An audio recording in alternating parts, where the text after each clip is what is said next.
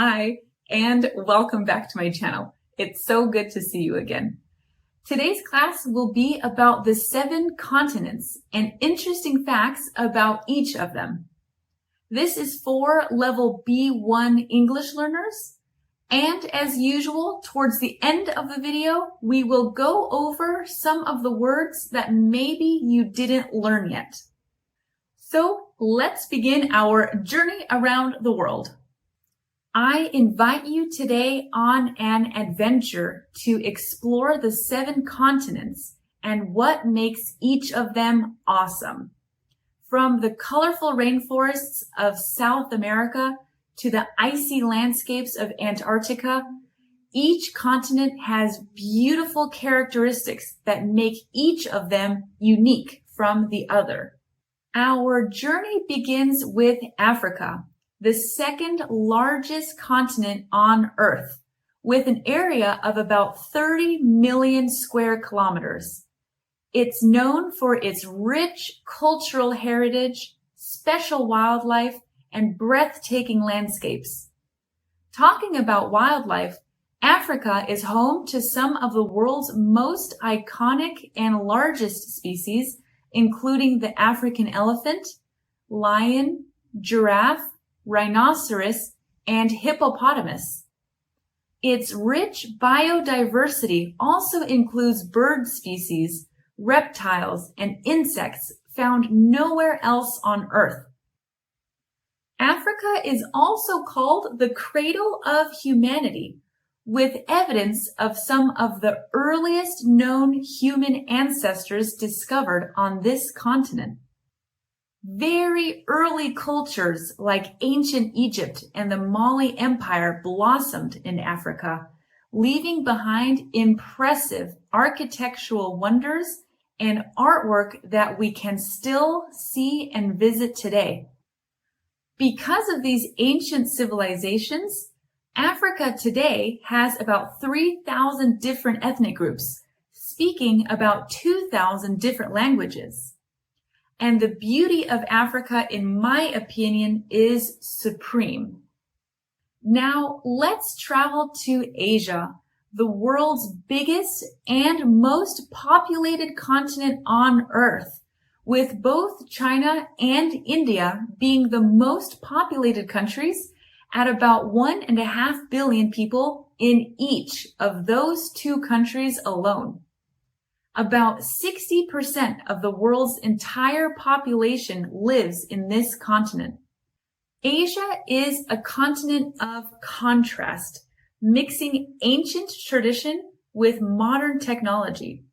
It is also home to the Himalayas, the highest mountain range in the world, which includes Mount Everest, the tallest peak on Earth, standing at 8,848 meters. Asia is also known for its iconic landmarks like the Great Wall of China and the Taj Mahal. Many important inventions and discoveries originated in Asia, for example, papermaking, gunpowder, and the compass, to name just a few. Moving on to Europe, the so-called birthplace of democracy and the Renaissance period, making it a cultural center for centuries. Europe is like a treasure chest of history, art, and influential people through the centuries. Speaking of influential people, some examples include philosophers like Plato and Socrates, artists like Leonardo da Vinci and Michelangelo, scientists like Isaac Newton and Marie Curie, and writers like William Shakespeare and Leo Tolstoy. If you visit, you can find the Eiffel Tower in Paris, the Colosseum in Rome, and the Acropolis in Athens. You can also visit the world's smallest countries while visiting Europe. You have the Vatican City and Monaco. These countries are not so big, so you can walk from one side to the other in not a long time. Now, let's explore North America, a continent where you can find almost anything. Caribbean or Caribbean beaches, Niagara Falls, Hollywood, world-famous national parks like Yellowstone, the first national park in the world, and Mesoamerican pyramids from the Maya, Aztec, and Olmec people. North America also has the largest Spanish-speaking city in the world, Mexico City. So if you are a fan of jazz music, road trips, incredible cuisine, and seeing some incredible sights, North America is definitely worth the visit. Next, we have South America, a continent with so much to offer. You can find the Amazon rainforest, the Andes Mountains, and spectacular beaches while visiting. South America is home to the Amazon rainforest, the largest tropical rainforest in the world, filled with so much life. Scientists today find 3 to 4 new plant and animal species per week. In Colombia alone, you can find about 10% of the entire planet's bird, plant, and butterfly species. South America is also home to Machu Picchu, an ancient Inca citadel or fort or castle, you can say, deep in the Andes Mountains. It is quite difficult and uneven to get there, so make sure you bring a lot of motivation and a good pair of shoes if you want to visit. Next, let's explore Australia, the world's smallest continent and just one country.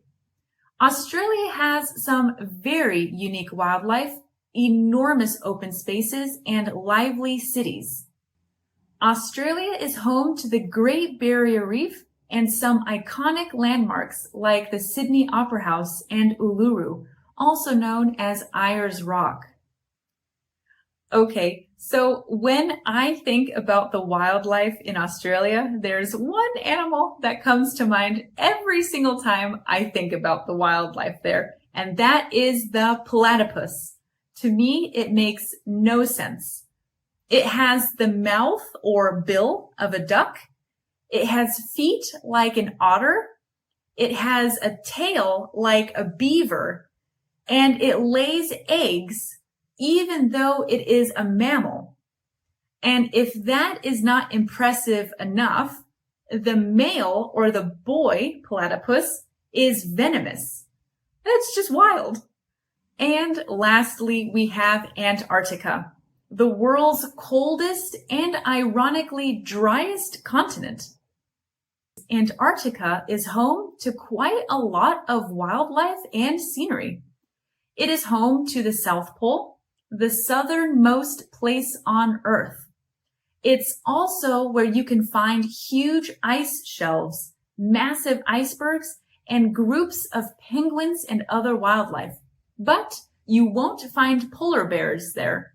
Polar bears live in the Arctic and not in Antarctica. From the ancient civilizations of Asia to the pristine, untouched wilderness of Antarctica, this world has so much for each of us to discover. Thank you for joining me on this epic journey across the continents. That is my monologue for the day.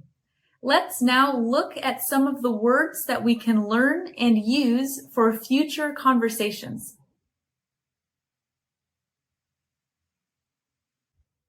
Heritage.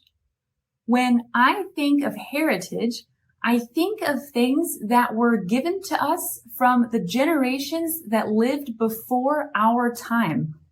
It's like traditions, religious beliefs, customs, stories, and even physical objects that are important to a certain group of people. Similar words are ancestry, tradition, and culture. Species. Species is a group of living things that are similar and can have babies with each other. For example, lions can't have babies with dolphins because they are each in different species. Species is a word that has the same form in singular and plural. So you can say one species of birds or two species of birds. It sounds the same, even though you mean one or more than one. Similar words are breed, kind or type, and group. Cradle. Cradles are little beds for babies. When we say cradle of humanity, we mean where something came from, where it originated. Another word for cradle is crib. Evidence. Evidence is something that helps us understand or find the truth about something. It's like clues that tell us what happened or what is fact. Like when you see footprints in the snow, it is evidence that someone walked there earlier. Similar words you can say are clue, data, or confirmation. Mammal. Mammals are animals that have hair or fur on its body and can produce milk to feed their babies. They have warm blood like we do, and cats and elephants as well. Venomous versus poisonous. What is the difference? These two words here confuse people very often. Even native English speakers get this wrong. But there is an easy way to remember which word has which meaning. Venomous is when an animal bites you like a snake or stings you like a bee. The venom enters your body through the skin. Poisonous is when you eat or breathe something in, like a poisonous plant or poisonous gas. Poison goes through the nose or mouth, and venom goes through the skin. If you remember that, you are good to go. Wilderness. Wilderness means parts of land that are mostly natural and have not been developed or changed by humans. Like Los Angeles is not the wilderness, but a forest in northern Canada definitely is the wilderness. Another word you can say for wilderness is the wild. Thank you again so much for all of your hard work. It really means a lot to me. I can't wait to see you again next time. Bye.